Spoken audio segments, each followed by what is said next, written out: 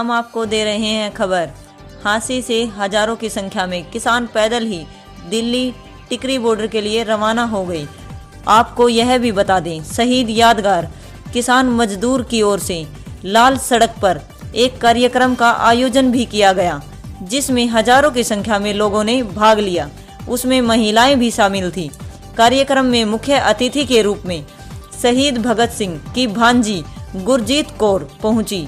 उन्होंने पहले किसानों को संबोधित किया, उसके बाद हरी झंडी दिखाकर पद यात्रा को रवाना किया।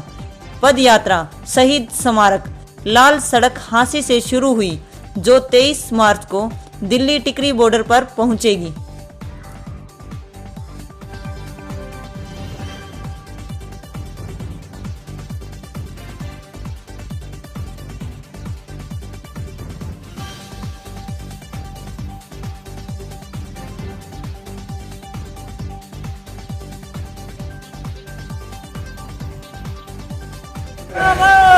गए थे, उसमें 39 दिन तिहाड़ जेल रहे हैं। उनका भी हम यहाँ पहुँचने पर बड़ा क्रांतिकारी स्वागत करते हैं साथी का। इनको जेल में दिलाने के लिए अपने उतारे थे।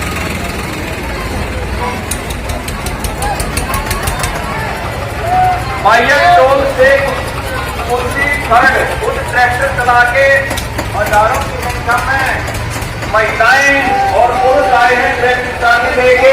हम सबका यहाँ पहुंचने पर स्वागत करते हैं। और केवल स्वागत की बात नहीं है, इनको सामने जगह भी देनी पड़ेगी। थोड़ी पासे हो जाओ, जगह देनी पड़ेगी भाई।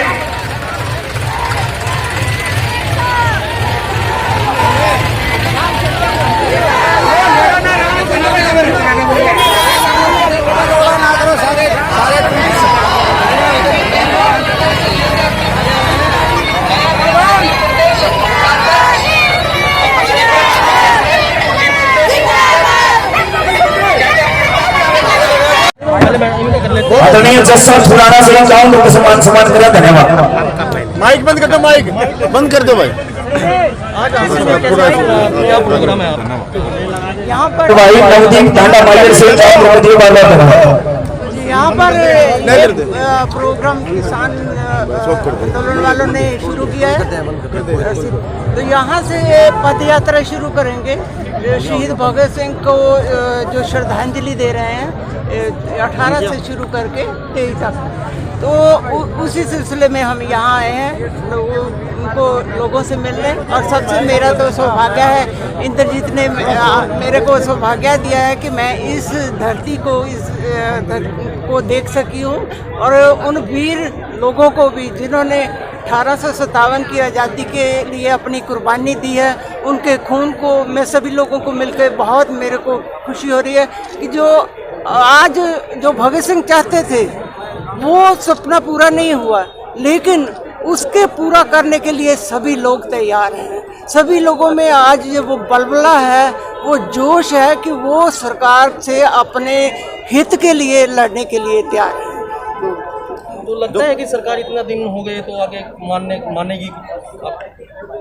सरकार को मानना चाहिए। सरकार लोगों ने बनाई है और लोगों के लिए है। तो अगर सरकार ये जिद करती है कि वो नहीं मानती, तो लोग किसान यहाँ से हटने वाले नहीं हैं। किसानों ने पूरा इरादा कर लिया है। किसान, मजदूर, छोटा जो बिजनेसमैन सभी आज इकट्ठे होके ये मन बना के बैठे हैं कि सरकार को हमारी बात माननी पड़ेगी, चाहे टाइम जितना मर्जी। अब सरकार का एक ट्रेंड है कि जो सरकार का विरोध करता है वो उसे देशद्रोही बोल देते हैं। जो आपके परिवार हैं उन्होंने इतनी बड़ी शहादत दी देश के लिए, तो आपको कैसा लगता है जब लोग जो विरोधी पार्टियां हैं उनको देशद्रोही बोल दिया जाता है?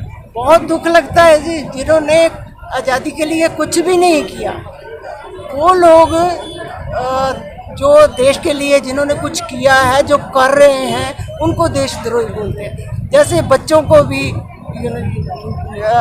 दिल्ली में जब जवाहरलाल यूनिवर्सिटी में आंदोलन हुआ तो उनको पाकिस्तानी क्या आतंकवादी बोलते थे। और यही बात शहीद बाग में हुई और यही बात किसान आंदोलन में भी यही ट्रेंड चल रहा है। लेकिन इस बार पासा पलटा है। इस बार लोगों ने बात समझ ली। लोगों ने बिल्कुल इस बात को नकार दिया कि ये पंजाब के लोग खालिस्तानी हैं, ये अत्तवादी हैं क्या। और मेरे को जो सबसे बड़ी खुशी हुई है इस आंदोलन में ये हुई है कि भाईचारे ने एक दूसरे को समझना शुरू कर दिया।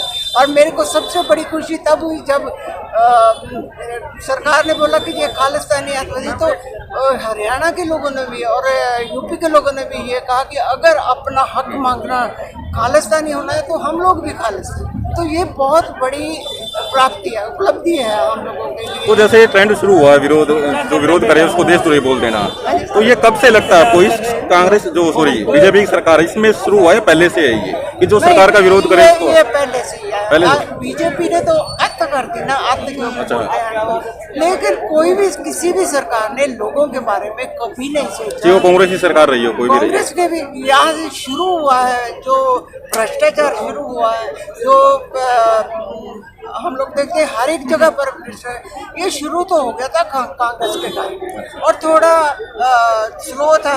और अब जो एकदम से ये पलटा हुआ है, प्राइवेटाइजेशन करते हुए हर एक चीज़ का, ये सबसे गलत बात हुई है कि अब 2-4 घरानों को सारा हिंदुस्तान बेच दो और जो किसानों के पास है, जिसे उनको रोजी रोटी मिलती है, उसको भी जीने का प्रोग्राम बनाया है। तो लोग इसके लिए तो आपको क्या एक क्वेश्चन, तो आपको कैसा लगता है कि जैसे जो शहीदों से जुड़े हुए परिवार हैं इस देश में हजारों लोग, उनको भी राजनीतिक मंचों पे आना चाहिए? ये राजनीति ना ये नहीं, वैसे राजनीति में आना चाहिए इस प्रकार से आना चाहिए, अच्छे लोगों को आना चाहिए। ये बात ये हुई कि जो जाति के लिए लड़े, जो 47 से जो आज़ादी के लिए लड़े, जो आज़ादी को लड़के थे, जब आज़ादी मिल गई तो वो आराम से बैठ के भी हमारा काम था आज़ादी अंग्रेजी से, तो हम लोगों को पॉलिटिक्स नहीं करनी चाहिए। और उसका आगे का ढांचा जिसके हाथ में आया वो लोग सिंसियर नहीं निकले लोगों के लिए। उन्होंने देश को अच्छे रास्ते पर नहीं लेकर दिन ब दिन भ्रष्टाचार बढ़ता गया। तो जैसे ये आप आज यहाँ पे आए हैं, तो आप आगे जाएंगे किसानों के साथ ही आगे जाएंगे अभी आप? आज मैं तो चिंकू बॉर्डर पे